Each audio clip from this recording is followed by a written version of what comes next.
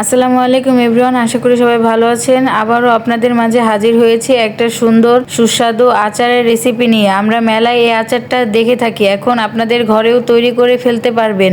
ফার্স্টে আমি মশলাটা গুঁড়ো করে নেব। এর জন্য কিছু পাঁচফোড়ন আর কয়েকটা শুকনো মরিচ ভেজে নিচ্ছি।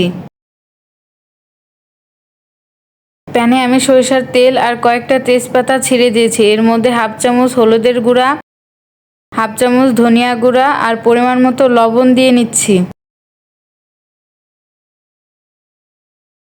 এখন আমি কিছু চালতা লম্বা লম্বা চিকন করে কেটে নিয়েছি।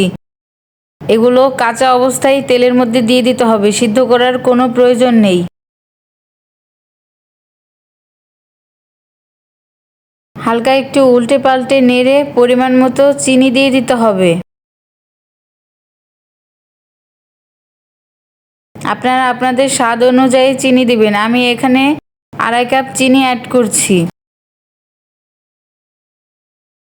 জাস্ট শুধু চিনিটা গলানোর জন্য একটা ঢাকনা দিয়ে ঢেকে কিছুক্ষণ রেখে দিতে হবে। এরপরে আর ঢাকনা দিয়ে ঢাকার কোনো প্রয়োজন নেই। চুলার আঁচটা মিডিয়াম আঁচে রেখেই আচারটা বানিয়ে ফেলতে হবে। মাঝে মাঝে হালকা হাতে একটু নেড়ে দিতে হবে, না হলে নিচ থেকে লেগে যেতে পারে।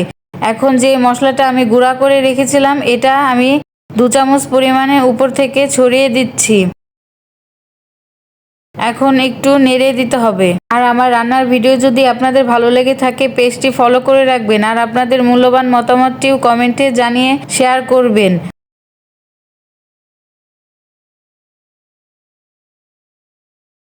এখন আমি 2 চামচ ভিনিগার দিয়ে দিচ্ছি, যাতে আচারটা অনেক দিন ভালো থাকে, নষ্ট না হয়।